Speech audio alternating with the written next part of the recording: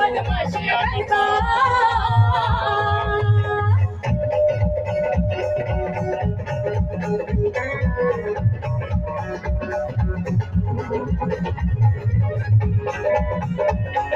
मैं कनेडा वाली मित्रा दे विच संगरूर बोलदा संग जप नाल लगा देवे लाजमी दलेरी तायो हित च भी जोर चाहिदा ओह ते मलावट पसंद ना करा ते प्यार दा बेहोर चाहिदा